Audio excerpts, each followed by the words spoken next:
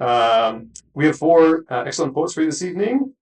Just for the roadmap for you, we'll have two readers and then a snack break, and then two more readers after that. But let's get into some poetry. Our first reader is Tonya Lailey. Spent her childhood on a farm in Niagara-on-the-Lake. She started her winery there in 2000 with her family. Certified as a sommelier, she worked in the wine trade until 2020. In 2022, she received an MFA in creative writing from UBC. She lives in Calgary with her daughters and writes poetry, essays, and short fiction.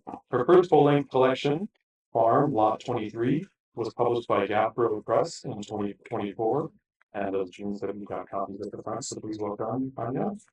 Uh, I'm going to read from my book. This is my Ratty author's copy. So it's just called, that I'll read is called No Trespassing. The nature of ownership changed within the newly set hedges of an enclosed field, where the landowner now had the exclusive right to dictate how the land was used, and no one else belonged there. No trespassing. As the crow flies, the coyote lopes. Yip howls open the night. Bindweed entwines my mother's roses. A white-tailed deer drops to her knees to skirt the trellis. At dusk, I follow two blue herons to the U.S. border. Watch them crossing without missing a beat. American toads pond the pool. Spawn in dark pearl strand. Fours mushroom in the weeds between hardpan tracks. The sprayer drenches hot July air in pesticide. There's a blur. There's a blur at cumulonimbus fringes that belongs to any shifting threshold. On a far road, a stinging rain pelts dust. Cedars fur the north property line, branch out past the rectangle signs, pounded at measured paces. Don't trust me. I live by the grid, bent to the letter of the law. Our next in the woods. Our next in the woods is a poem by the wonderful farmer poet Wendell Berry, and from his book The Art of Loading Brush. And for a long time in our traditions, we have called this being natura, or kind, or nature. And if we forget, our language remembers for us the relation of natural by way of kind to kindness and kin, and to native, nativity, and nation. Where I grew up, the land grows chestnut, basswood, black walnut, American elm, black willow, bitternut hickory, blue beech, butternut, blue ash, gray birch. Wooded area now covers less than 12% of the region's acreage. The cucumber tree lives here too, apparently, and common hop tree, never heard of it. Shagbark hickory, again news to me, again indigenous. Silver maple, sycamore, white oak, white birch, yellow birch, tulip, white ash, sassafras. After the Royal Proclamation of 1763, after the Treaty of Niagara, after the Treaty of Fort Niagara, after the British acquired thousands of acres in exchange for 12,000 blankets, 23,500 yards of cloth, jaw harps, thousands of silver earbobs, after the Mississaugas accepted 300 suits of clothing in exchange for exactly what is unclear, but is recorded as the ownership of a 4-mile strip of land along the Niagara River between Lake Ontario and Lake Erie. After the colonizers cleared land to plant corn, wheat, other vegetables, and to raise livestock, only a few of them. Later farmers like the ones in my family replaced unprofitable fruit trees with European grapevines for wine. Others erected greenhouses to supply the grocery market. In these ongoing ways, sunlight lands hotter on the soil, the horizon sinks, carbon rises, and we know roads, subdivisions, shopping malls, how they supplant, how they grow. To be clear, it's not that you'd ever have witnessed any obvious violence. No giant fires raged. And in this part of the world, the river runs narrow and brief. Okay, the next one's a little lighter in tone. And it's very seasonal for me because it's about spreading boxes for grape harvest, a job I did with my dad. And I think you can hear the childish play in the way that the poem is written as well. It's called Hitch Clang Whoa, Spreading Boxes for Harvest, Two Ways. When my dad says whoa, I stand on the clutch to stop the slow-moving tractor, and the wagon hitch clangs while its spruce planks jounce, as the crickets sing, as the geese honk, as the engine knocks. Sunlight flees by the minute west, diesel, grapes, weeds scent a nest. My dad on the wagon, then jump off, then hop on. My dad flings boxes down the row until a box gets stuck and he says, whoa! And I press on the clutch and it breaks our flow. Before we pick it up again, slow, we go down the row. I'm at the wheel of the Case International, too young to drive a car. My dad alights on a seesawing wagon behind me, shuffles the box supply so there's always one flying, one landing. When a box sticks in the stack, he hollers, whoa! And I shift my weight onto the long clutch so the wagon doesn't bounce against the hitch, though it does. My dad holds fast on the spruce planks, eyeballs the yield as we go, lets his take on the crop set the beat, determine the box swing rhythm. We're playing to the crop. One of the countless feels for things in farming. We work 3 rows at once. Half the boxes must clear high wires, sail over leafy growth that sways like concert arms.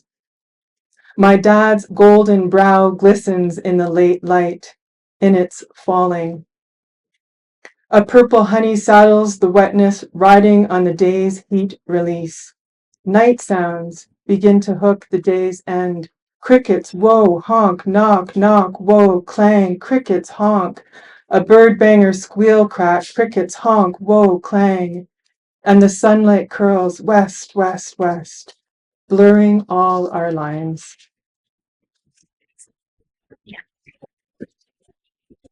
Is called Errol Moon, and it's a tribute, which many of these poems are, to the Jamaican migrant workers. It's called Errol Moon. During the winter when Errol lived in Jamaica, between the last farm season and this one, a cow landed on the hood of his car, which until then he employed as a taxi. In his spare hours back in Canada, Errol hustles to find parts and tools to fix his taxi once home. In the evening, I hear him hammering together a shipping crate. Doubled over with mirth, he tells the story. Supposes the cow had been coming down from her trip over the moon. That's how it had happened, right out of the blue. This is called Hoeing Vines in July. My mother's call slits the breath of my dream world, so that the day already has me by the throat. From the open window, the smell of plants sweating, and the long piercing cicada timbrels like cries from trees. There's work that's built from the carpentry of the word, from the hardened back of the K, the lathed round of the O, the shrunken crook of the lowercase r, and the deep hand-shoveled ditches in W. I come to it lung fit and muscle hard from competitive swimming, cross-country running. The weeds don't care. Pigweed like a crop of Jack's beanstalks, thistles so tall and sure you'd guard your borders with them, dandelions that could drill for oil. The seasoned spruce handle blisters my palms at a glance. My bikini bare back cooks like a hide left to dry in an open field. I hack at weeds more than hoe them, a desperate, often failing act. I feel close to understanding the origin of earthenware, the first pottery epiphanies as they must have arisen from the ground's baked hardness and a longing to hold water by the hand. The worst was to stare down the row overcome with weeds, especially at the start of the day with no proof that anything like a row of vines could ever come clean again. The hoe blade makes a dull thud when, reckless and raging at the weeds, I draw the blade too high, swing it too close to the tender trunks, and it strikes the young vine's flesh near the soil. Our mother, who has owl ears for that sound, gasps, launches into worst-case scenarios, as if all this time I've been out here not helping but killing vines, killing our future. By our late teens, my sister and me find buoyancy in the songs on the tapes in our Walkmans. We lose ourselves in the music's lift, find a way to drift while hoeing. But it's the years before Walkmans I'm trying to recall to my body. The hoeing summers when we had to locate rhythm on our own, sing our own songs, make jokes about the sense of hopelessness we felt against the work before us. Times when the work became the day we made together with it. Times I didn't count the vines, the minutes, wait with grave impatience for the lunchtime siren. Thanks so much, Tonya. That was fantastic. Next poet is Ian Fitzgerald. Ian spent 30 years as an advertising copywriter and creative director, including writing for TV and radio plays. Poetry was a sideline. In 2020, the first poem he ever submitted for publication was accepted, and now he's hooked.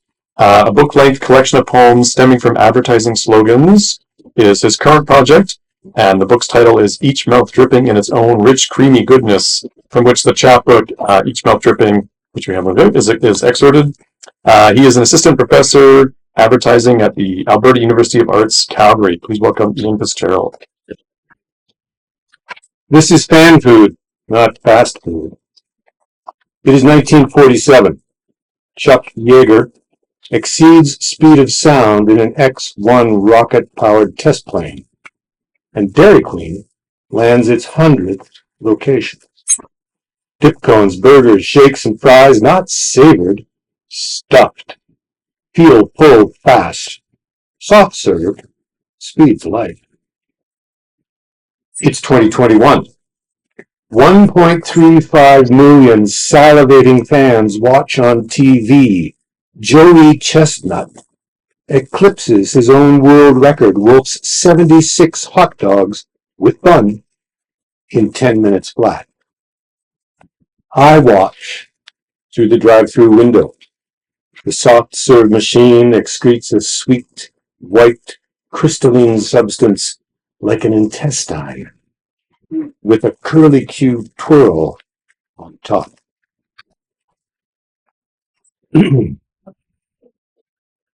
You're in good hands with Allstate. He's got the whole world in his hands, so why worry? Commercials use the voice of God, serene, omniscient, believable. Mishap occurs, I call 1-800-COVER ME. God just drew to an inside straight, busy bidding up the kitty. John Milton, Joan of Arc, the Virgin Mary, and 3 dead popes are in the game. Mary checks, rolls back from the table, picks up on a 3rd ring. Her crown is a combination halo and headset. Allstate High Heaven. How may I direct your call? She purrs. I accidentally fell. You're in good hands. She reassures. Am I covered? Hell yes, unless a tornado caused your fall. A tornado? Act of God. It's his favorite out card. Please hold while I transfer you. Thank you for choosing Allstate. I fold my hands in prayer, wait for the claims department. The on-hold music is gospel. Melts in your mouth, not in your hand. Mouth me the words. Impolite to speak in the carpet-dark room. Seats rising to a point of light opposite the silver screen that fills one entire wall.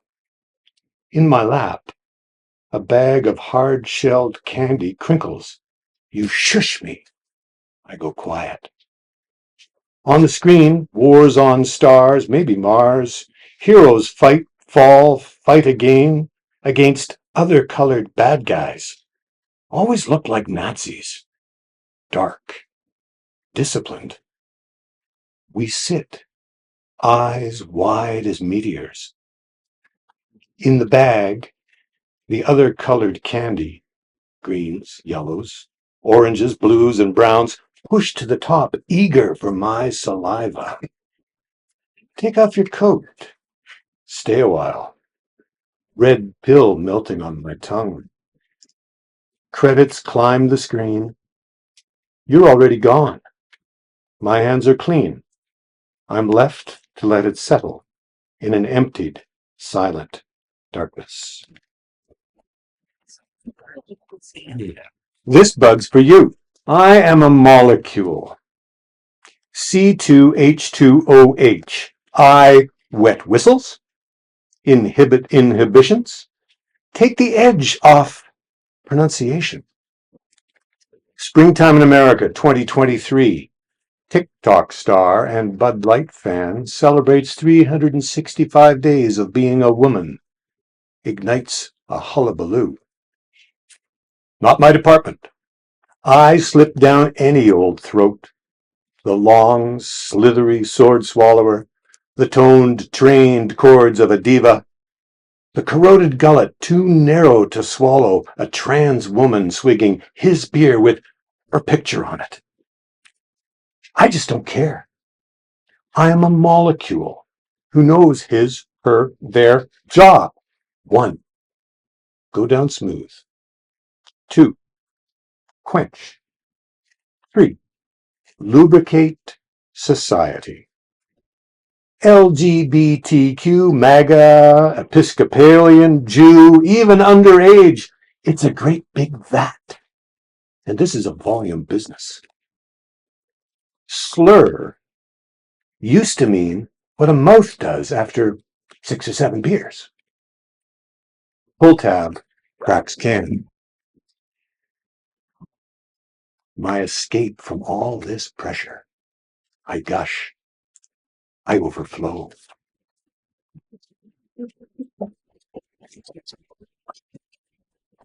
Yeah.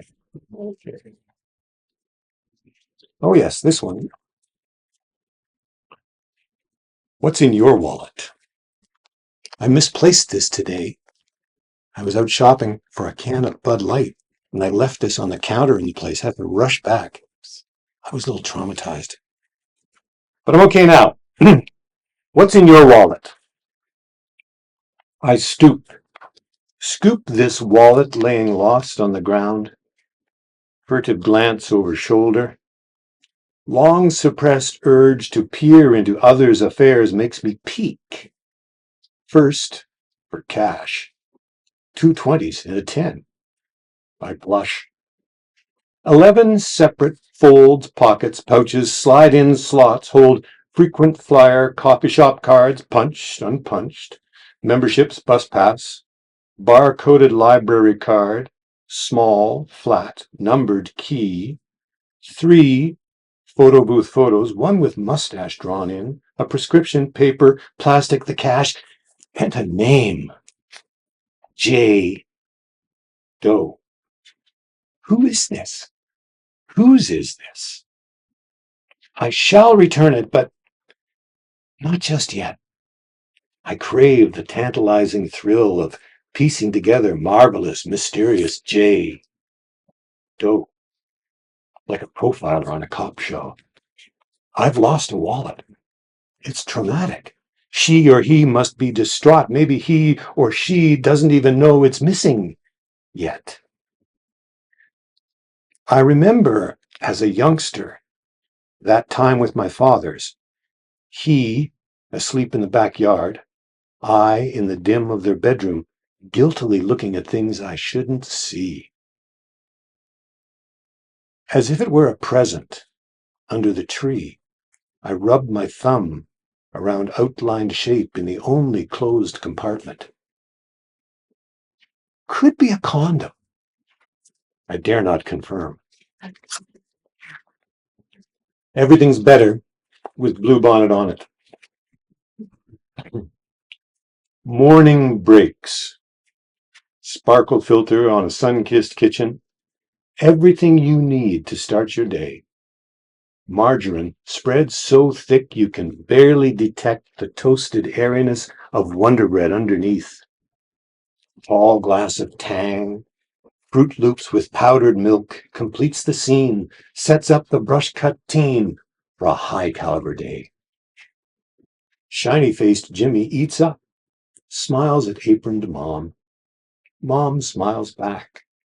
Channels Donna Reed, June Cleaver, and Aunt Bee. Can't believe how quickly Jimmy's growing into his brother's old clothes, his father's feet. His country calls. Jimmy answers. Gets helmet, rifle, tags, climbs onto a C-130 transport, added to the casualty list just 3 weeks in. Along a glossy granite wall in Washington, D.C., she walks among thousands of Jimmys. Everything seems synthetic or broken or both. She drops to her knees, slips a knife from her purse, and tries to scrape off his name. You're not the same when you're hungry. Pang hits. Growl turns to grumble, turns to grumpy. Snap at the wife. Mutter the dog. Kick patience to the curb. Retreat to my lair, or slam ham sandwich the empty fridge door. Tummy calls for backup. Squeeze play by the liver, the spleen, colon, bladder, kidneys, lungs from above, the spine out back. It's a war down there. Expansionist-minded neighbors sense weakness, mobilize to gain territory. Land war, fought for every square millimeter. Fumes from a hunger strike climb the windpipe, stench the back of my throat, my breath like mustard gas floating over Flanders. Up in the brain box, bile, the vile, overweight overlord, sits in a gamer's throne, controls it all with a joystick drumstick and a 3-thumbed keyboard console. Snickering, he gavels down mittfuls of tiny tuna packs, the ones doled out on Halloween. He has no interest in a truce. Raid kills bugs dead. Alethrin is the primary active ingredient in Raid insecticides. I'm every dead bug. Grain-drowned spider, wiper blade mosquito, scurrying centipede crushed underfoot. Every dead bug back for revenge. Fly swatters, fair game. Moths to a flame, okay. Even those nasty glue strips. But chemical warfare? Nastier still. You started it, Alethrin. Escalated by lumping all of us hexapod invertebrates of the class Insecta under one unflattering moniker, bugs. Oh, such an insult. We're gunning for you, Alethrin. We all watched Men in Black. Did you? Dead zapped insect aliens morph back to life, and that's what's coming. Every undead insect you thought you'd killed.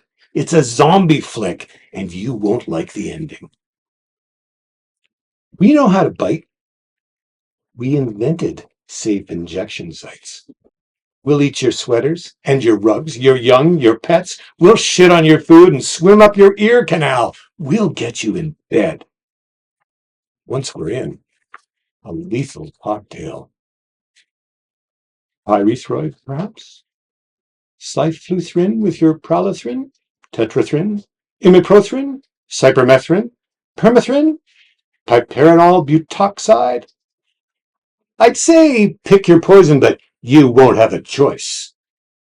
I picture you a cadaver, wrapped in a plastic gingham tablecloth.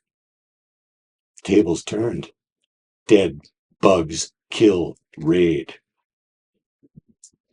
Oh, I wish I were an Oscar Mayer wiener. I'd put a choke chain on that wiener dog. Make English my shit-talking vernacular bitch. Bring her to heel. Teach her tricks. Dirt nap. And she'll play dead. Shut your cake hole means stop her barking. Grab some Z's means lie down. And when it's time to do her business, I'll shout, flip a trout. Thus trained and in heat, I'll let her loose on the world to spread sharp-edged slang and wisecracker lingo. Henceforth, fall down becomes faceplant. Making love is rumpy-pumpy. Sandals are always JC waterwalkers, and pecker snot is what spurts from a lover's spout.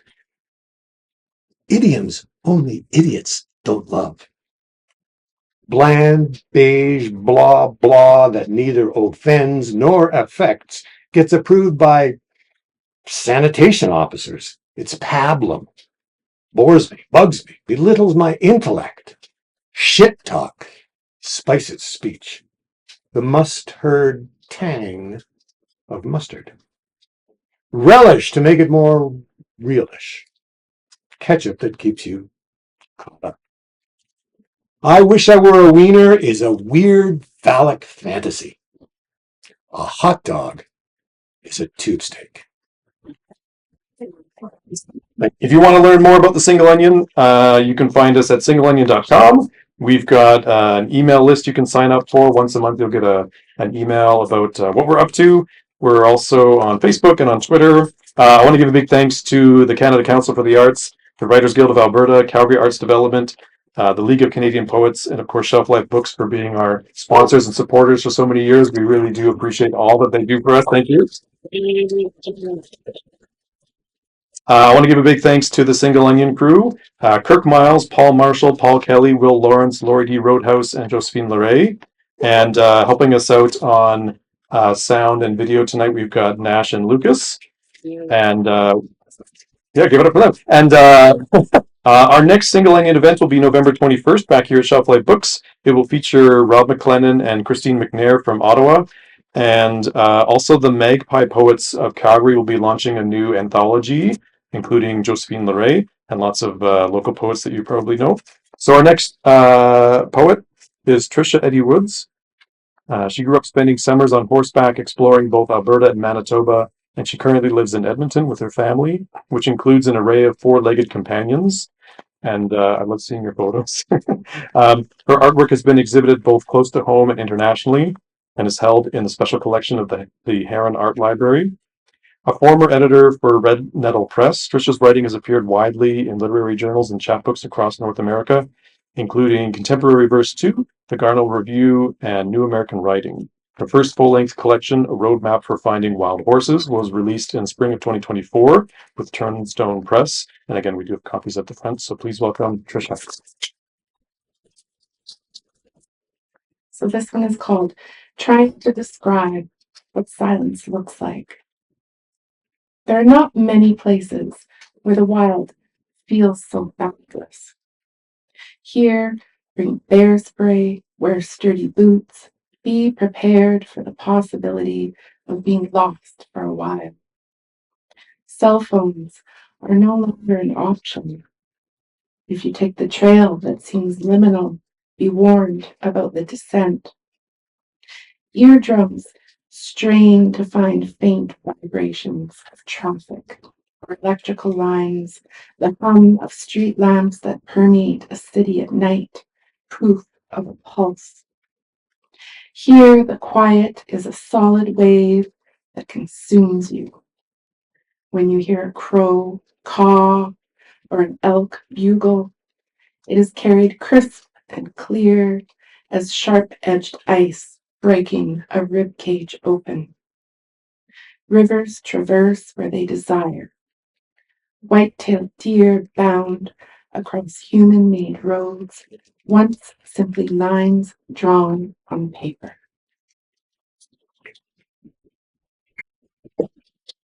Keepsakes. The only bears I've seen so far this spring are in their traces. They hide out, sometimes with the words I am searching for. I can feel them when I leave the trails, sit with my face turned towards the sun. A prickle up the spine.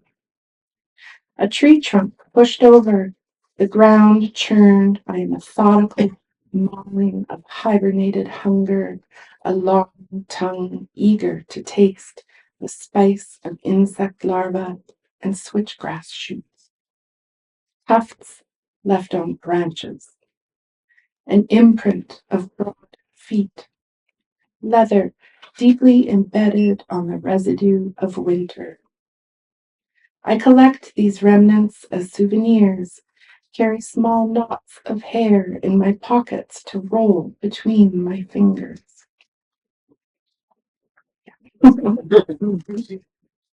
This is restricted areas. 1. When you arrive on this landscape, those pump jacks groan, pistons gliding with each wheeze, pressure. Narrow trails lead to keyholes containing sour gas, chain link, warning signs. A loud vibrating beam squeals amidst lodgepole and limestone invading. 2. Each road ends in an abrupt fragment. Hoofprints tell tales of separation. A body sorrows to hold the story of surviving here. 3. Wild horses ask, "Why are you a stranger to your body?" I reply, "The earth hurts." Meander lines. Wildness is fierce and audacious in the Alberta foothills, their outline undulating magenta against the horizon. Clouds hung to gauge our mood.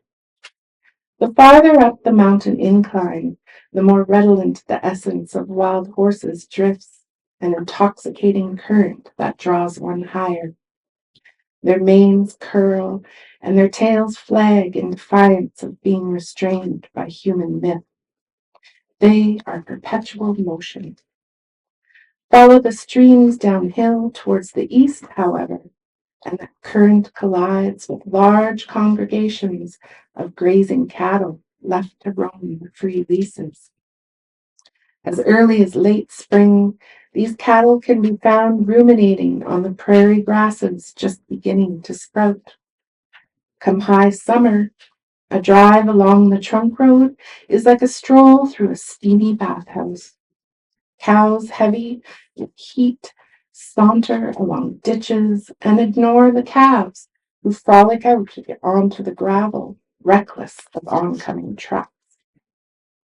Chewing and chewing while they wallow in pools of shade. Chewing and chewing while tuning out the incessant buzz of black flies and mosquitoes. Shallow creeks with fragile banks that provide drinking water become slides of mud filled with sediment, the exhausted foothill slopes becoming cratered.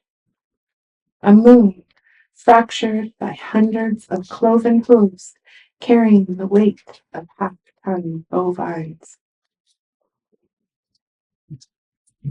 Mother and child. It is a cold, biting day. My daughter and I have made the trek through layers of winter to photograph the season's changes so far.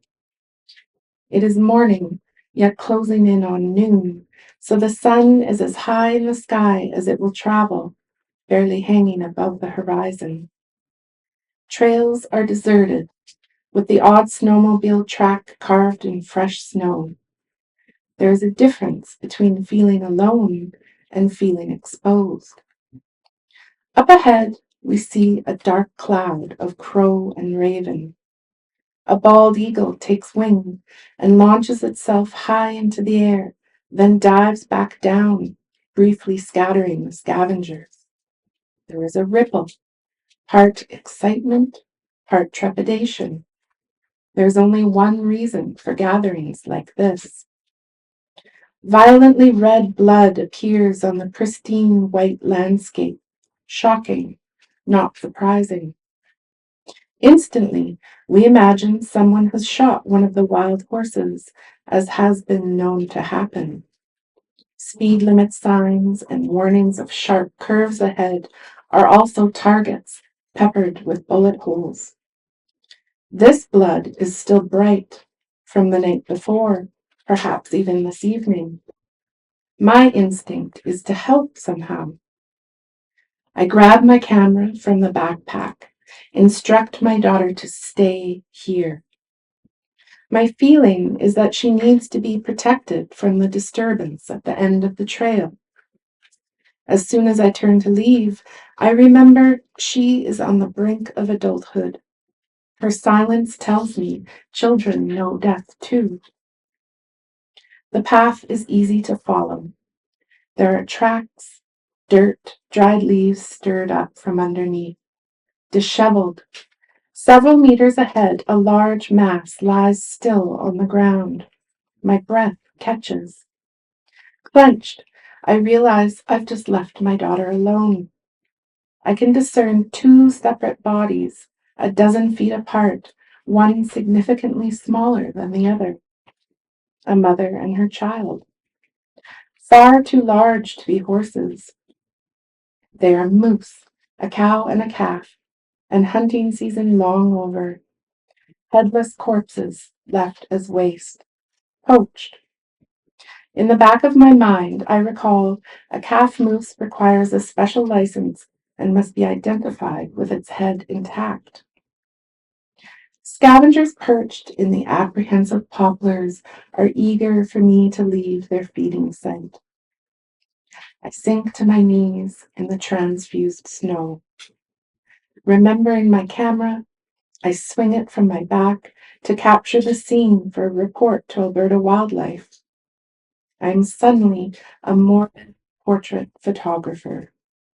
I am suddenly the disturbance at the end of the trail. Wind bites, an acute reminder of my daughter watching me. Her figure strains, wanting to see what I see. The sting on my cheeks is frozen tears. My nose is running. I wipe it on the back of my glove and wonder what I was protecting her from. The imagined nightmare is just a bleak scene of uncomplicated loss, just sharp cold I can feel in my own bones. The clearing is silent, aside from a single crow calling a lament. Sky and ground both painted the same shade of gray-blue. Ice crystals hang in the air, reflecting this frozen mother and her child left to be reintegrated into the landscape. Thanks so much, Tricia. That was wonderful. We have one more poet this evening. Rayanne Haines is an award-winning hybrid author and pushcart-nominated poet, as well as a cultural producer and intersectional films, stage shows, and panels. Rayanne has penned 3 poetry collections: The Stories in My Skin from 2013, Stained with the Colors of Sunday Morning from 2017, and Tell the Birds Your Body is Not a Gun from Frontenac House in 2021, which won the Stephen G. Stephenson Award, the Alberta Literary Award for Poetry, as well as being shortlisted for both the BPAA Robert Crouch Award for Poetry and the National Relit Award for Poetry.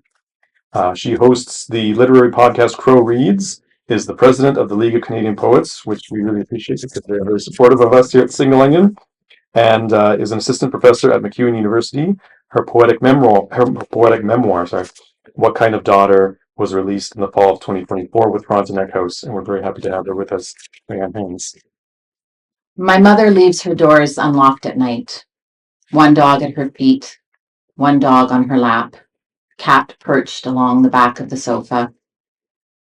During chemo, she posts animal memes on social media, has buried a dozen pets in the back field and all her parents in cemeteries. To live that long, to be too young. One day we will bury her. We'll inherit her pets before we are ready. Woman of oak tree. What kind of daughter does not stop? 1,000 mothers and 1,000 daughters who have done this before turn their head from sky in wondering, strain to hear the answer, turn observation from ambition, duty, feet paused. How long do we live paused? We must answer questions we are shamed for asking. Death sits early at the door, waiting. Woman with the pale heaven eyes, what kind of daughter does not pause? My mother lives loud and hard. 40 horses in the back 40, 20 stalls that need cleaning in the front. 1,000,000 little girls dream the life she has been living. 1,000,000 farmers' wives with broken knees and skin like Naugahyde know the work she puts in.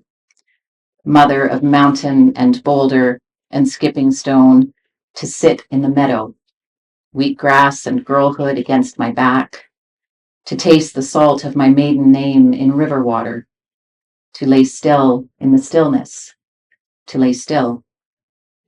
The sand at the river's edge, the sparrow in the wheat field. Generations dig roots of raspberry stalk, bodies blemished with the color of crabapple, mustard seed, lavender, the coffee that smells like my grandfather, the bread on the windowsill, the sage and thyme left in the garden, the time to be this, to find ease. Mother of rock, what kind of daughter writes poems that feel like endings? How a daughter folds. Through consumption, in measured beats, because of repetition, needles by nice men and nice ladies piercing skin, cyaniding blood. 1. That time that boy's hand dug inside my panties, and I kept silent because I was already complicit for lying there. These are the instructions we've been given. 2. The Jordache jeans with the zipper from front to back and how they were the it style before rape culture had a name. 3.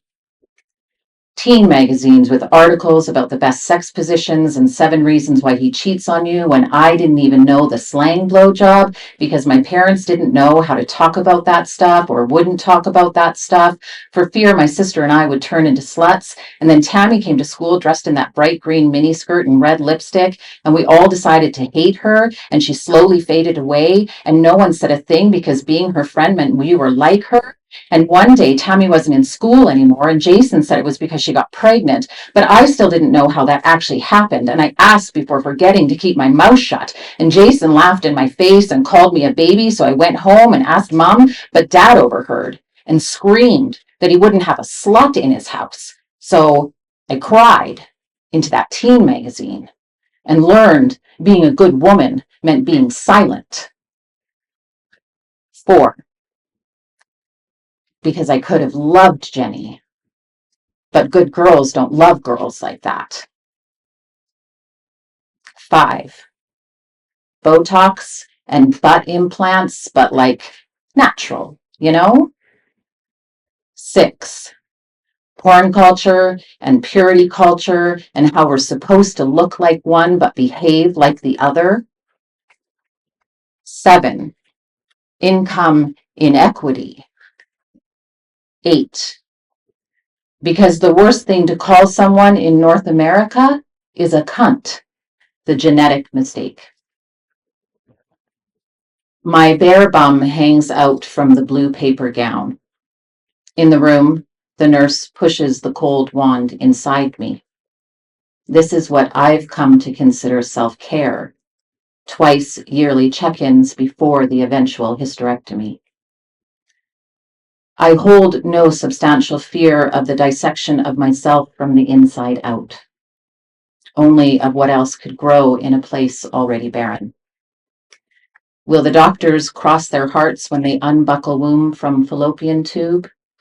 If not, will the cremator when I become an urn? Though mostly I am thinking of my breasts, of a mouth on my nipple, of how I'd willingly, gratefully purge my cervix to keep from vanishing. In the room, I close my eyes, think of the soft body of myself, my 2 dense breasts. I pray they find nothing. My scares sit like scars heavy on my chest, listening to the fearful owl in the backyard and the birds of prey circling overhead. I feel more in tune with the sound of their hunt than the baby blackbird begging for sustenance from inside the safety of its house. Tips for swimming. This past summer, a little high, I plunged into the Pacific, shoved an empty bottle of lager, all that was left in the fridge, under my beach bag so I wouldn't forget. At the end of the day, the tide comes in and swallows the beach. In the salt water, I float, gulping back the grief that still comes unbidden. The pain of mother loss acts like sea suck, the give and take, the mostly take, the ache pulled through my throat each time I try to breathe past this loss. A nudist, half hidden behind a collection of driftwood, offers space, a kind of easy companionship, neither of us asking anything of the other, each of us ignoring what the other wants to hide, his flesh, my guilt, an addiction squirming below skin, and I'm trying not to drown in it. No extraordinary measures. The thing is, after my mother's death, I drank myself tattered for a little while. There is some measure of relief in recognizing this, the way aching made me ravenous, and now the way I've begun to think of grief as a sapling, the way I feed it. Pink blooms. You make the decision, Dad says to me after the emergency doctor reports, your mom is a very sick woman. We are standing in the hallway and her face is contorted into that semblance of professional grief meant to assure me there is nothing left they can do. There is nothing more we should do, she says.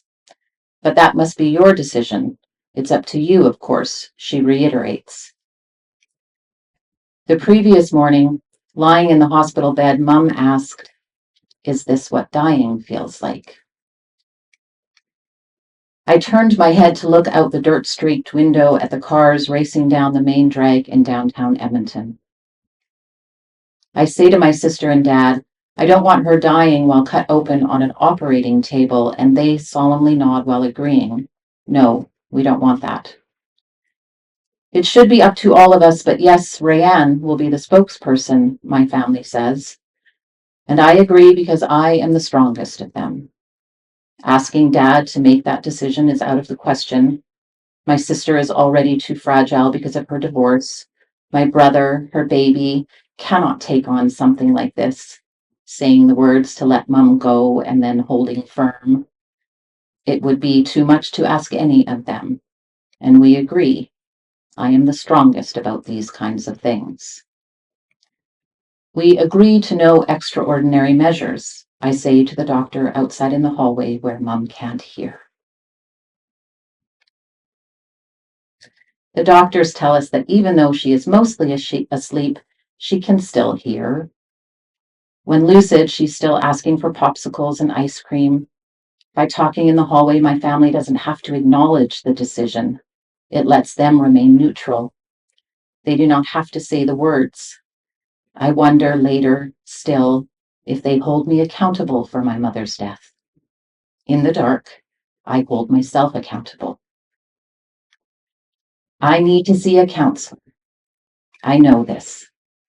For 10 days, I watched my mother die, and now I'm writing about it. Sometimes I think I am perverse with this need to write about it. When you watch someone die, you spend a lot of time talking about all the wonderful things they meant to you, all the beautiful ways they touched your life. You listen to your aunt tell childhood stories about how they tortured their younger brother and rebelled against their stepmother, and how your mother always wanted to marry a farmer. How when Mum found out Dad was a horseman, she made him her choice. You talk about the pile of stuffed animals she still has next to her bed because she refused to let that childlike part of her go. You do not talk about the ways she frustrated you or how terrified you are of what comes next. You do all of this because you must do something to stay sane while syringing water down her throat. Outside of Mum's room, my sister says, I don't understand, for the 50th time that week, and I want to punch her in the face. What doesn't she understand? That cancer kills? Are you sure they need to give her such a heavy dose of painkiller? My aunt asks within Mum's earshot for the 10th time that week, and I say, yes, they do. We don't want her suffering for the 10th time that week. There is anger in that room, mixed with the grief and disbelief. When my brother arrives with a Tim Hortons ice cap, we spread the liquid over Mum's lips with our fingers, and she opens her eyes. When we ask, do you want more? She nods and whispers, more. And we all laugh. When I say, after the 10th spoonful, maybe that's enough, Mum squints her eyes into a glare and cocks her finger like a gun, and we all laugh again. We know this will be a memory we share over and over after she is gone to highlight our Mum's humor and strength. We'll add it to the stories to be told at her celebration of life. I keep a notebook with me while in the room watching her die, so I can write the stories down. You'll deliver the eulogy, my family says. And I agree, because I'm the writer and performer and will be the best to do this kind of thing. But I keep wondering if she pointed the gun at me because I said no extraordinary measures. 10 years ago, I gave my mom a cutting from my Christmas cactus. Her cutting grew and grew and grew until she had starter plants of her own to share with friends. Mine stopped blooming 8 years ago. Mom took pleasure in taunting me with pictures of her plant every time the pink buds popped open. We would chuckle and I would say, stop bragging, you're such a brat. Eventually, my poor excuse for a cactus weakened so much that I shoved the final shreds of it in with a spider plant and let happen what would happen. No extraordinary measures.